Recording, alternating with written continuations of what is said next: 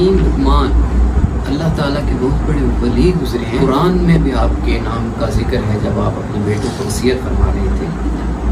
حکیم لقمان کے پاس ایک مرتبہ عقل آئی تو آپ نے فرمایا تو کون ہے تو؟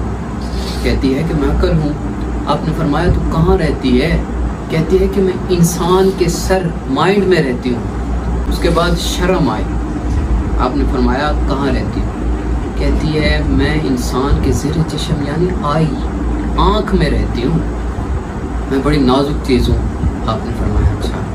اس کے جانے کے بعد محبت آئی.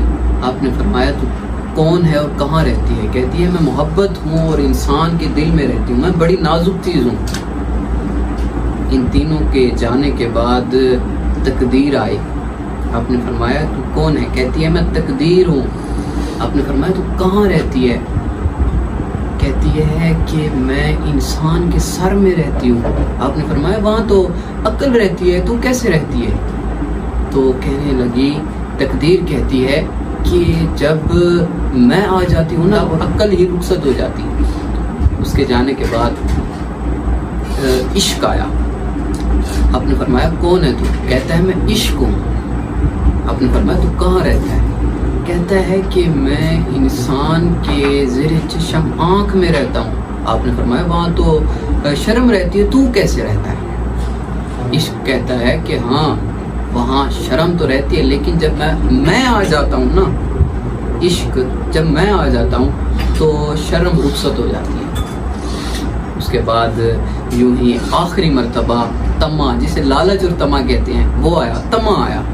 آپ نے فرمایا تو کون ہے؟ کہتا ہے میں طمع ہوں. فرمایا تو کہاں رہتا ہے؟ کہنے لگا کہ میں انسان کے دل میں رہتا ہوں. آپ نے فرمایا کہ وہاں پر تو محبت رہتی ہے، تو کیسے آ گئے؟ وہ کہتا ہے کہ جب میں آ جاتا ہوں نا تو محبت کہیں دور ہی چلی جاتی ہے جہاں اس کا نام و نشان ہی نہیں ہوتا. تو دیکھیں ہم خود میں دیکھیں کہیں ہم میں یہ تینوں نازک چیزیں رخصت تو نہیں ہوگی.